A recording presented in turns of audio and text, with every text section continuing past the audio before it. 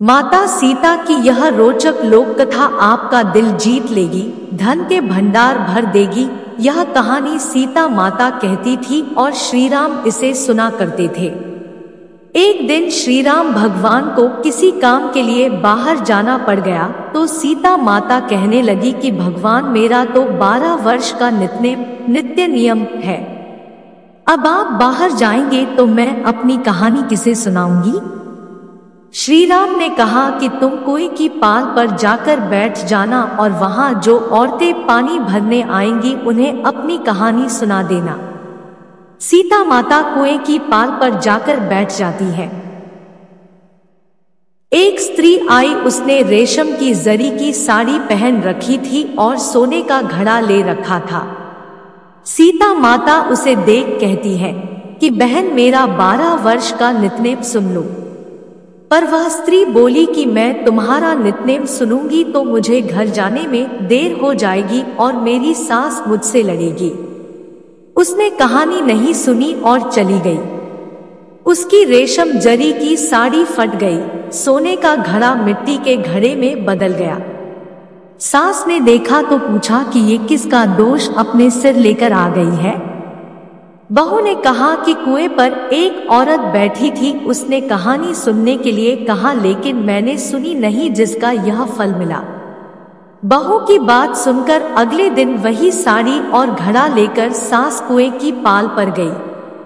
सास को वही माता सीता बैठी मिली तो माता सीता ने कहा कि बहन मेरी कहानी सुन लीजिए। सास बोली कि एक बार छोड़, मैं तो 4 बार कहानी सुन लूंगी। राम आए, लक्ष्मण आए, देश के पुजारी आए, नित्नेम का नेम लाए, आओ राम बैठो राम, तपी रसोई जियो राम, माखन मिश्री खाओ राम, दूध बताशा पियो राम, सूत के पलका मोठो राम, शाल दोशाला पोठो राम, शाल दोशाला ओढ़ो राम, जब बोलूं जब राम ही राम, राम संवारे सबके काम, खाली घर भंडार भरेंगे, सबका बेड़ा पार करेंगे, श्री राम जय जय राम। कहानी सुनकर बहू बोली कि कहानी तो बहुत अच्छी है।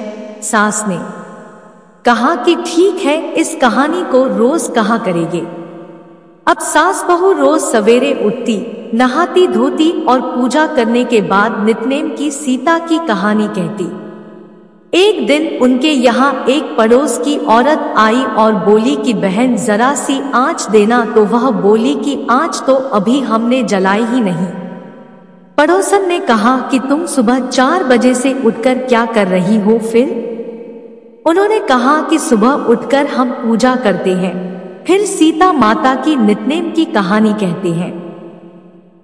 पड़ोसन ने उनकी बात सुनकर फिर कहा कि सीता माता की कहानी कहने से तुम्हें क्या मिला? वे बोली कि इनकी कहानी कहने से घर में भंडार भर जाते हैं, सारे काम सिद्ध होते हैं, मन की इच्छा भी पूरी होती है।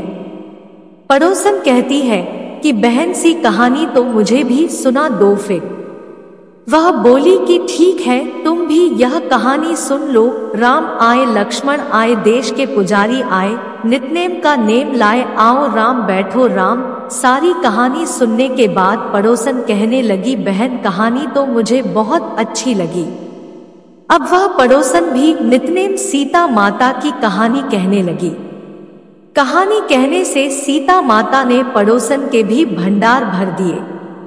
अब तो पूरे मोहल्ले में नित्नेम की कथा चल पड़ी, हर किसी की मनोकामना पूरी होने लगी। हे सीता माता, जैसे आपने उनके भंडार भरे वैसे ही आप हमारे भी भंडार भरना। कहानी सुनने वाले के भी और कहानी कहने वाले के भी।